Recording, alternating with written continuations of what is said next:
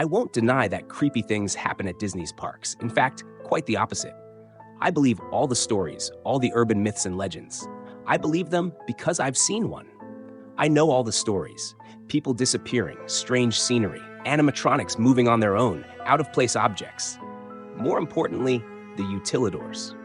But this story takes place in a much deeper place, far below the wretched facade of the family-friendly mouse. This story takes place in a world beneath the utilidors, a place very few people know about, and even fewer believe in.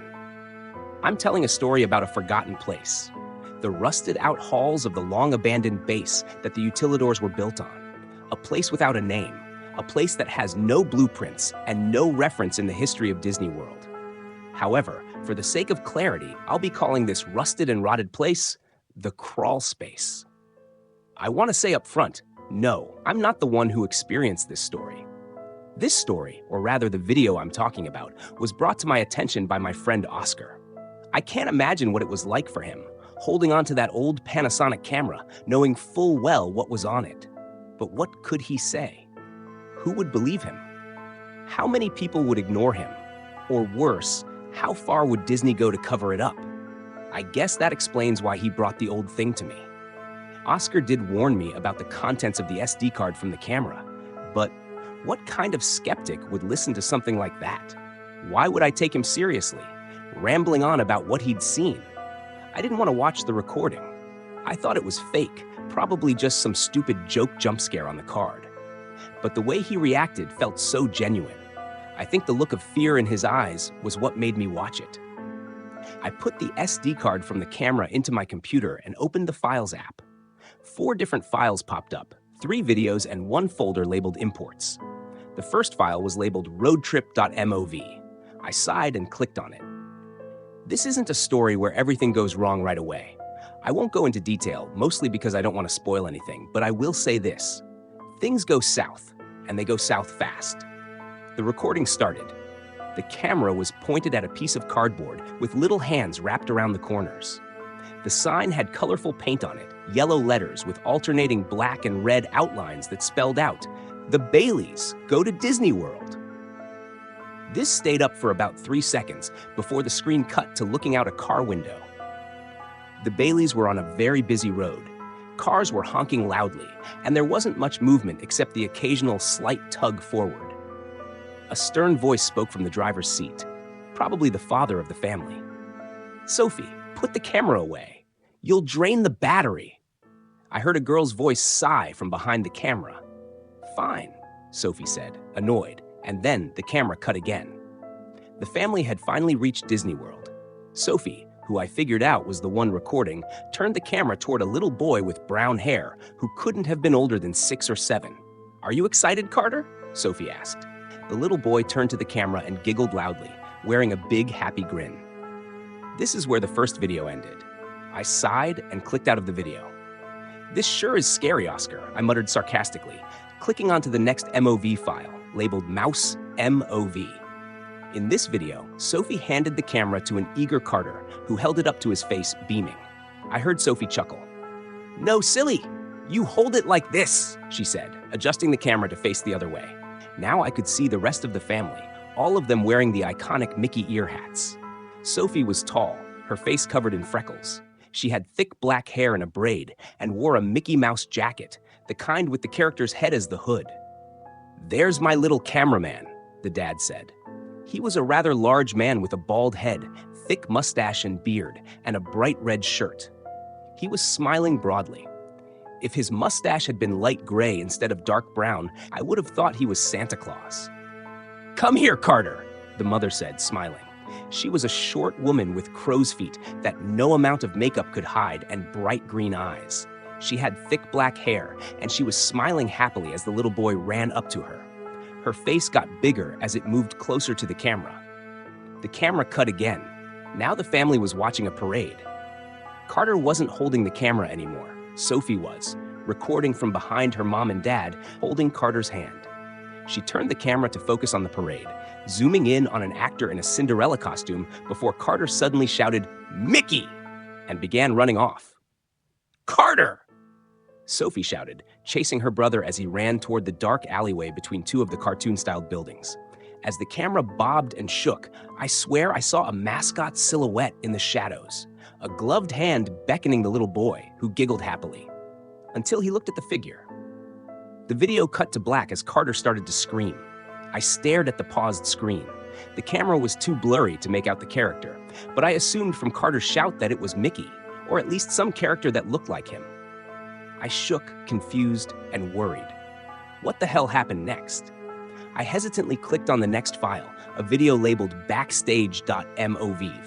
The video was only 1 minute and 20 seconds long. It consisted of heavy, loud footsteps as whoever was holding the camera whistled, walking down the halls of the utilidors.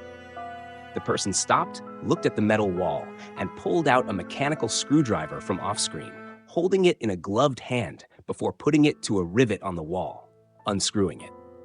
They repeated the process until the metal wall panel fell with a loud, resounding clang. The gloved hand covered the camera lens and, in a perfect Mickey voice that slowly got deeper, said, "Who's ready for something spectacular?" The recording stopped there. I must warn you that the rest of the contents of this story are very traumatizing. I still wake up at night thinking about it. It's hard, putting what I saw on that final video file into words, but for the sake of warning everyone, or at least those who care, that I do. This video, smileforrickey.mov, had a title card as well, drawn in a classic Walt Disney style, on a piece of cardboard. The sign read Rickey and Friends in Smile. No, you did not read it incorrectly. It read Rickey, instead of the name of the mouse that everyone knows all too well. The camera turned around, unveiling what that monster had done. Sophie was tied up, sitting in the middle of the cracked concrete floor that was covered in moldy, dried blood, although some of it looked fresh, surrounded by large TVs. Some of them were stacked on the others, each one displaying the same damned black and white image. It was an image of Mickey Mouse's face, but warped and distorted. Its eyes were small and off-centered, and its mouth was filled with several large cartoon teeth, forming a disturbing grin. Above and below the face were the words, "Smile!" Old, distorted music was playing faintly in the background as Sophie sat there, sobbing. I heard the cameraman talking, still using that Mickey voice, only now it was deeper, menacing, and it had a slight slurring, like whoever was speaking had just barely woken up. "Won't you smile, Sophie?" The cameraman said, zooming in on the girl's sobbing face. "Won't you smile for Rickey?" Sophie looked at the camera, sobbing. "What do you want from me?" she shouted, her voice echoing loudly. The cameraman spoke again, its voice now devoid of the Mickey voice. Its voice was deep, raspy, not at all like what it sounded before. "Rickey doesn't like it when people don't smile," it said. "Rickey doesn't like it at all." The camera turned around, and I gasped. I didn't know what I was looking at. It looked like the one of Mickey mascots that roamed around the park. Only, the costume's mesh eyes seemed as if they had been carefully removed, with new fabric stitched over them, leaving only 2 black dots on its face. Its ear was torn, letting some sort of stuffing rest from the crack, and its mouth looked like someone had carved off the bottom half of the mask and replaced it with the goofy mascot's jaws. To make it even worse, it looked like somebody went over the stitches with a dark red marker. I watched in horror as it spoke. "Rickey can smile, see? Why can't Sophie smile?" The camera turned around again, this time pointed at a blindfolded Carter, smiling as he held the abomination's hand. "Rickey," spoke again. "Carter can smile. Carter can smile just like Rickey. Carter likes Rickey. Does Sophie not like Rickey?" The camera turned to Sophie again, as Rickey slowly lost his grip. His voice slowly rose into a shout as it spoke. "Smile for Rickey! Smile for Rickey! Smile for Rickey! Smile for Rickey! Smile f—" Sophie shouted back. "Fine! Okay, fine, you fucking creep! Just let us go!" Rickey zoomed in on Sophie's face. It sounded like he was gritting its teeth. "Rickey doesn't see a smile," Sophie sobbed. Her face slowly twitched before slowly turning into a smile. Rickey seemed to calm down. "See? Everybody's happy now.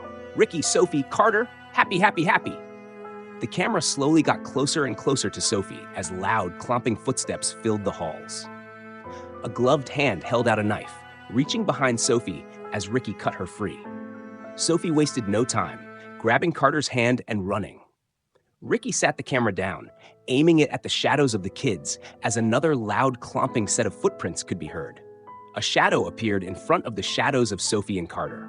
It was the shadow of the Goofy mascot. I hear Carter yell, "Goofy!" cheerfully as the shadow suddenly stopped moving. I could hear rugged, pug-like breathing. The mascot's shadow slowly opened its mouth, revealing several thousands of darker shadows within its maw, 1,000 razor-sharp teeth. The wall splattered with blood as the creature roared. I could hear Rickey laughing as Carter and Sophie screamed. Rickey picked up the camera again, only now he looked different. His small black eyes now gleamed in the light, and in horror, I watched as the thing's mouth moved. Rickey's guests never leave. Rickey's guests don't get to go home. Rickey gets to keep them, splattered on the stones. Rickey pointed the camera towards another mascot, the Goofy from before. Its mouth was dripping with blood, and so was the rest of it. "Clean yourself up, Goofy," Rickey said, "and go find some lucky someone to keep a little gift."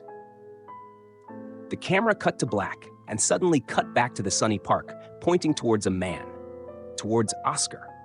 Oscar waved at the camera, and a large, gloved hand beckoned towards him. Oscar walked forwards, grinning. He seemed to be looking at the cameraman intently. I could faintly see a finger pointing down to the camera and then at Oscar.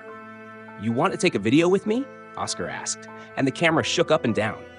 "All right," he said, taking the camera and flipping it around so that he could be seen with the mascot.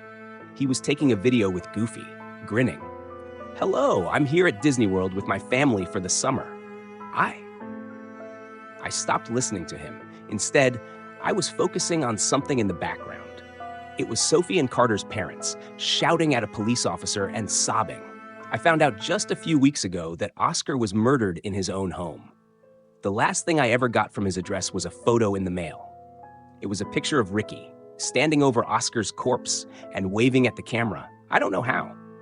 But that thing knew that Oscar had shown me its sick little tape, and I know that as I speak it, and all the others from the crawl space are after me. That is why I am putting down this story. That is why I refuse to forget. I refuse to let them silence the story they caused.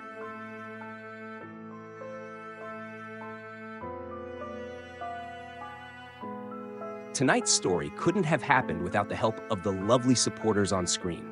Your generosity keeps these stories alive, and I can't thank you enough. If you enjoyed this tale and want to hear more, be sure to like, subscribe, and hit the bell so you never miss a new upload.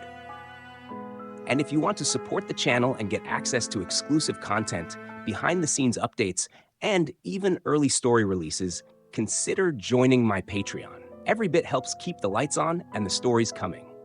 Until next time, stay safe, stay curious, and stay out of the woods.